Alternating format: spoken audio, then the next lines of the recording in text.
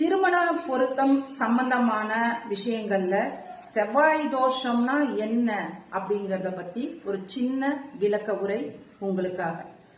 ஒருவர் பிறந்த லக்னத்தின் அடிப்படையில ஆணாக இருந்தாலும் சரி, பெண்ணாக இருந்தாலும் சரி, ஒருவர் பிறந்த லக்ன அடிப்படையில அவர் எந்த லக்னமாக இருந்தாலும், எந்த ராசியாக இருந்தாலும், எந்த நட்சத்திரம் சார்ந்த விஷயங்களாக இருந்தாலும், லக்னத்துக்கு 2வது பாவகம், 4ஆம் இடம், 7வது இடம், 8வது இடம், 12வது இடம், இந்த இடங்கள்ல செவ்வாய் பகவான் இருந்தாங்க அப்படின்னு சொன்னீங்கன்னா அது செவ்வாய் தோஷம் திருமணத்தை பொறுத்த வரைக்கும் சொல்றோம்.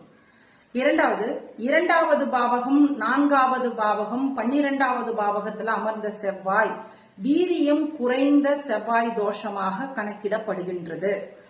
7வது பாவகம், 8வது பாவகத்தில் அமர்ந்த செவ்வாய் தோஷம் மிகுதியானவராக திருமண ஜாதகத்தில் திருமணம் சம்பந்தமான விஷயங்கள்ல நம்ம சொல்றாங்க. இப்போ இந்த இடங்கள்ல அமரக்கூடிய செவ்வாய் அஸ்தமனம் நிலைமையில இருக்கிறாங்களா, சூரியனோட சேர்க்கையில இருக்கிறாரா, ராகு கேது சனீஸ்வர பகவானோட சேர்க்கையில இருக்கிறாரா, இல்ல வக்கரம் அடைந்திருக்கிறாரா, நிச்சயமாக இந்த அமைப்புகளை பார்க்கிறது ஜோதிட சூட்சமங்களில் ஒன்று. சாதாரணமாக இணைந்திருக்கக்கூடிய செவ்வாயும் நான் சொன்ன போல அசுப கிரகங்களுடைய தாக்கத்தால பாதிக்கப்பட்டிருக்கக்கூடிய செவ்வாயும் ஒரே போல பலனை அளிக்காது.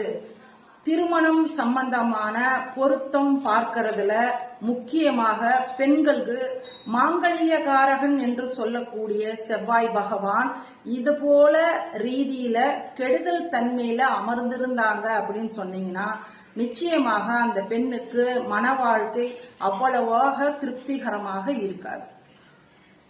இது போல கெடுநிலைகள்ல ஒரு பெண்ணுக்கு ஜாதக அமைத்துல செவ்வாய் இருக்கிறாங்க அப்படின்னு சொன்னீங்கன்னா நிச்சயமாக இதை மாற்றக்கூடிய தன்மை நம்ம கிட்ட இல்லை. ஏன்னா இயற்கை அதுதான், விதி பலன் அதுதான். ஒரு சான்ஸ் நம்ம கிட்ட இருக்கு. என்னன்னு கேட்டீங்கன்னா பார்க்கக்கூடிய மாப்பிள்ளையினுடைய ஜாதகம் தான் நம்மளுக்கு மிக சிறந்த பரிகாரம். அப்போ மாப்பிள்ளை ஜாதகத்துல இருக்கக்கூடிய கிரக கட்டமைப்புகளை கொண்டு எந்த அளவுக்கு